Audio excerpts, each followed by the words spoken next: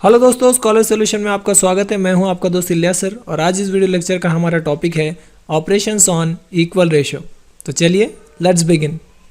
सो दोस्तों, what is mean by operations on equal ratio. अब इस वर्ड को देखकर आप मत डर जाइए। यहाँ पर ऑपरेशन का मतलब वो ऑपरेशन नहीं है जो ऑपरेशन थिएटर में होता है।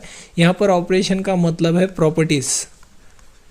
सो प्रॉपर्टीज ऑन इक्वल रेशियो, ऐसे आप इसे याद कर सकते हैं। बेसिकली 5 प्रॉपर्टीज होती है इक्वल रेशियो के ऊपर। तो फर्स्ट प्रॉपर्टी है componendo, second is dividendo, third is componendo dividendo, fourth is invertendo and fifth is alternendo. अब यहाँ पे सिर्फ मैंने आपको नेम्स बताया इस प्रॉपर्टी के, यहाँ पे मैंने कंप्लीटली एक्सप्लेन नहीं किया है। सो वन बाय वन हम इसे देखेंगे what does this property means और इसे कैसे हम लोग क्वेश्चंस में यूज़ कर सकते हैं। So first is componendo. इसे समझने की कोशिश करते हैं कि कंपोनेंडो प्रॉपर्टी होती क्या है। अब ये प्रॉपर्टी जो होंगे वो इक्वल रेशियो पे ही अप्लाई होंगे, यानी इक्वल फ्रैक्शंस पे। इक्वल फ्रैक्शन क्या होते हैं? ऐसे फ्रैक्शन जिनके बीच में इज इक्वल टू की साइन है। जैसे for example if a by B is equals to C by D. अब ये देखो, ये दो फ्रैक्शन है, इनके बीच में इज इक्वल टू की साइन है। तो ऐसे फ्रैक्शन जिनके बीच में इज इक्वल टू की साइन आ रही है वहीं पर ये सारे प्रॉपर्टीज अप्लाई होंगे। जैसे for example 15 by 20 is equals to 36 by 48। अब ये दोनों इक्वल क्यों है पहले वो बता देता हूँ। ये दोनों इक्वल इसलिए है क्योंकि अगर इसे आप सॉल्व करेंगे तो आंसर सेम आ जाएगी। जैसे फॉर एग्जांपल इसे 5 से डिवाइड करता हूँ, 5 3 ज़ा 15, 5 4 ज़ा 20। ये दोनों 12 के टेबल में जाते हैं तो 12 3 ज़ा 36, 12 4 ज़ा 48। तो इनको सॉल्व करने के बाद जो हमारा रिड्यूस फॉर्म आ रहा है वो सेम है, इसलिए ये दोनों फ्रैक्शंस को हम लोग बोलेंगे दे आर इन प्रोपोर्शन। तो प्रोपोर्शन में है मतलब वो दोनों का जो रेशियो है वो इक्वल हो जाएगा। तो if A by B is equal to C by D, then by component property क्या हो जाएगा, जो नीचे वैल्यू दिया है डिनोमिनेटर में उसे हम ऊपर ऐड कर सकते हैं। तो ये इस तरह से हो जाएगा, then A plus B by B will be equals to C plus D by D. एक एग्जाम्पल के थ्रू समझते हैं। फॉर एग्जाम्पल यहाँ पर मैं एग्जाम्पल ले लेता हूँ, suppose 15 by 20 is equals to 18 by 24। So by applying componendo, अगर मैं इस पर कंपोनेंटो प्रॉपर्टी अप्लाई कर देता हूँ तो मैं इसे कैसे यूज़ कर सकता हूँ कि डिनोमिनेटर की वैल्यू मैं ऊपर ले जाके ऐड कर दूंगा। तो 15 plus 20 by 20 will be equals to 18 plus 24 by 24। अब इस तरह से क्या हो जाएगा कि नीचे की वैल्यू आपको ऊपर ऐड हो जाएगी। So 15 plus 20 will be 35। So 35 by 20 will be equals to 18 plus 24, वो हो जाता है 42 डिवाइड बाई 24।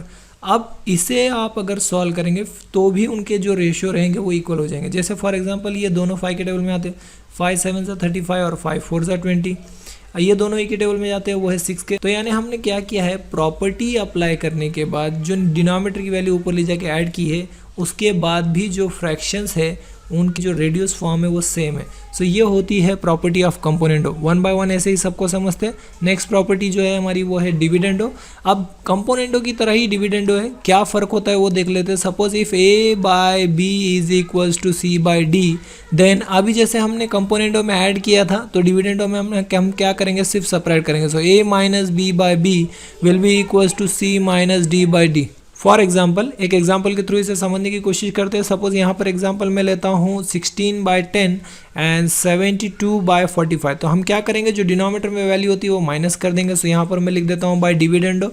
ये जो प्रॉपर्टी है वो अप्लाई करने से क्या हो जाएगा, जो हमारे डिनोमिनेटर की वैल्यू ऊपर जाकर सेपरेट हो जाएगी। तो 16 minus 10 by 10 will be equals to 72 minus 45 by 45। So 16 minus 10 6 और डिनोमिनेटर में जो बचा है वो है 10। 72 माइनस 45 विल बी 27 और डिनोमिनेटर में बचा है 45। अब इसे अगर आप सॉल्व करेंगे तो इनके जो रेडियस फॉर्म है वो सेम आ जाएंगे। जैसे ये दोनों 2 के टेबल में जाते हैं 6 और 10, तो 2 3 ज़ा 6 एंड 2 5 ज़ा 10। ये दोनों जो है 9 के टेबल में जाते हैं, 3 के टेबल में जाते हैं और 9 के। सो 9 का टेबल लेंगे, 9 3 ज़ा 27 एंड 9 5 ज़ा 45। तो यानी हमने क्या किया, डिनोमिनेटर की वैल्यू ऊपर ले जाके सेपरेट की है, फिर भी उनके जो रेडियस फॉर्म है वो सेम है, यानी उनमें कोई चेंजेस नहीं है। तो ये प्रॉपर्टी हम लोग इक्वल फ्रैक्शन के ऊपर अप्लाई कर सकते हैं। नेक्स्ट प्रॉपर्टी जो है हमारी वो है कंपोनेंडो डिविडेंडो। अब यहाँ पर नाम से ही हमको समझ रहा है कि पहले हमको कंपोनेंडो अप्लाई करना है और फिर हमको डिविडेंडो अप्लाई करना है। यहाँ पर सपोज दो फ्रैक्शन अगर हम लेते हैं, इफ़ ए बाय बी ये फ्रैक्शन इक्वल है सी बाय डी को, देन हम क्या करेंगे, इस फ्रैक्शन का एक बार एडिशन एक बार सब्ट्रैक्शन लेंगे। वो कैसे लेंगे, सो ए प्लस बी अपॉन ए माइनस बी। फिर जो दूसरा फ्रैक्शन दिया उसका एक बार एडिशन सब्ट्रैक्शन ले लेंगे, तो ये हो जाएगा सी प्लस डी बाय सी माइनस डी। एक एग्जांपल के थ्रू इसे समझने की कोशिश करते हैं। फॉर एग्जांपल हमारे पास एग्जांपल है सपोज 18/9 एंड 42/21। तो इसे एक बार ऐड एक बार सेपरेट कर देंगे। सो यहाँ पर मैं प्रॉपर्टी का नाम लिख देता हूँ by applying this componendo and dividendo. ये अप्लाई करने से क्या हो जाएगा, इस फ्रैक्शन का हमको एक बार एडिशन और एक बार सब्ट्रैक्शन लेना पड़ेगा। सो 18 + 9 बाय 18 - 9 इज इक्वल्स टू 42 + 21 और नीचे क्या हो जाएगा, वो हो जाएगा 42 - 21। तो अब इसे सॉल्व कर देते हैं। सॉल्व करने के बाद 18 + 9 विल बी 27 और 18 - 9 will be 9 and 42 + 21 will be 63 and 42 - 21 will be 21।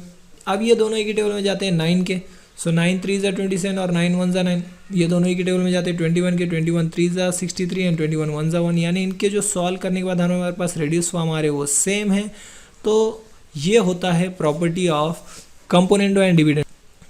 अब अगर आपके दिमाग में ये क्वेश्चन आ रहा है कि क्या सर हम इसे ऊपर सेपरेट कर सकते हैं और नीचे ऐड कर सकते हैं, तो देखो हमने प्रॉपर्टी का नाम लिखा है कंपोनेंडो डिविडेंडो। तो पहले आपको कंपोनेंडो ही करना पड़ेगा और बाद में आपको डिविडेंडो करना पड़ेगा। ऐसी कोई प्रॉपर्टी नहीं है डिविडेंडो कंपोनेंडो बोलकर तो हम पहले ऊपर माइनस नहीं करेंगे, ऊपर हम लोग एडिशन ही करेंगे। चलते हैं नेक्स्ट प्रॉपर्टी की तरफ। नेक्स्ट प्रॉपर्टी का नाम है invertendo. Now what is mean by invertendo वो देखते हैं। So if a/b is equals to c/d then, अब इन्वर्टेंडो क्या होता है, इन्वर्टेंडो को आप रेसिप्रोकल समझ लीजिए। So b/a will be equals to d/c। For example एक एग्जाम्पल के थ्रू समझने की कोशिश करते हैं। Suppose 20/25 is equals to 32/40। तो ये प्रॉपर्टी अगर मैं अप्लाई कर देता हूँ बाय इन्वर्टेंडो तो इस प्रॉपर्टी से क्या हो जाएगा, ये हो जाएगा 25/20 विल बी इक्वल्स टू 40/32। तो अब इसे सॉल्व कर देते हैं। ये दोनों 5 के टेबल में जाते हैं। 5 5 ज़ा 25 एंड 5 4 ज़ा 20। ये दोनों एक ही टेबल में जाते हैं। वो 8 के 8 5 ज़ा 40 एंड 8 4 ज़ा 32। यानी इसको सॉल्व करने के बाद जो है हमारे रेडियस फॉर्म सेम आ रहे। सो ये होती है प्रॉपर्टी ऑफ इन्वर्टेंडो, जहाँ पे आप गिवन फ्रैक्शन को रेसिप्रोकल कर सकते हो। चलिए चलते हैं लास्ट प्रॉपर्टी की तरफ, जो प्रॉपर्टी का नाम है वो है अल्टरनेंडो। अब ये बहुत इंटरेस्टिंग प्रॉपर्टी है। So if a/b is equals to c/d then, तो हम इसके दो आंसर्स आ जाएंगे अभी। तो हम इन अल्टरनेंडो में क्या कर सकते हैं, ये जो वैल्यू है जो क्रॉस में दिए गए हैं इसे हम लोग चेंज कर सकते हैं। तो ये क्या हो जाएगा, a/c is equals to b/d। हमने क्या कर दिया है, c को इधर लेकर आए हैं और b को हमने उधर भेज दिया। और ये ऐसे भी हो सकता है कि अगर आपको ये वाली चेंज नहीं करना है तो आप ये वाली चेंज कर सकते हो। आप किसी को भी चेंज कर सकते हो, कोई भी एक अपोजिट वैल्यू।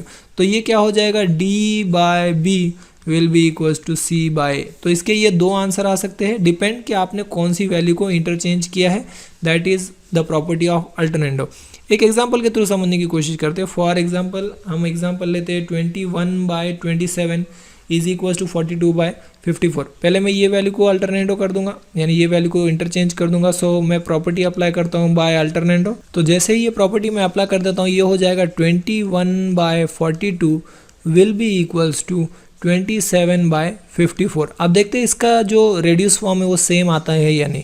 सो ये दोनों कौन से टेबल में जाएंगे, 7 के। 7 3 ज़ा 21 एंड 7 6 ज़ा 42 इज इक्वल्स टू, ये दोनों 9 के टेबल में जाते हैं। 9 3 ज़ा 27 एंड 9 6 ज़ा 54। अब फिर से ये दोनों एक ही टेबल में जाएंगे। वो 3 के। 3 1 ज़ा 3 3 2 ज़ा 6 3 1 ज़ा 3 और 3 2 ज़ा 6। तो this is our final answer. Next, अभी हमने चेंज किया था 42 और 27 को। अब हम क्या करेंगे, अब हम चेंज करेंगे 21 और 54 को। तो यही मैं वैल्यू ले देता हूँ। 21/27 will be equals to 42/54 by applying the property of alternendo. Alternendo property apply करते क्या हो जाएगा, ये हो जाएगा 54/27 विल बी इक्वल्स टू 42/21। ये दोनों एक ही टेबल में जाते हैं। 9 के। 9 6 ज़ा 54 9 3 ज़ा 27। ये दोनों एक ही टेबल में जाते हैं। वो है 7 के। 7 3 ज़ा 21 7 6 ज़ा 42। अब इसका क्या हो जाएगा, 3 के टेबल में 3 2 ज़ा 6 3 1 ज़ा 3 एंड 3 2 ज़ा 6 एंड 3 1 ज़ा 3। यानी जो फाइनल हमारा रेडियस फॉर्म आया वो सेम है। यानी ऐसे भी हम प्रॉपर्टी को अप्लाई कर सकते हैं। तो दोस्तों आज के वीडियो में इतना ही। आई होप दोस्तों आपको ये वीडियो पसंद आया होगा। अगर आपको ये वीडियो पसंद आया है तो नेक्स्ट वीडियो हमारा जरूर से जाके चेकआउट कीजिए। मिलते हैं आपसे एक नए वीडियो में। Till then this is Ilyas sir signing off. Take care.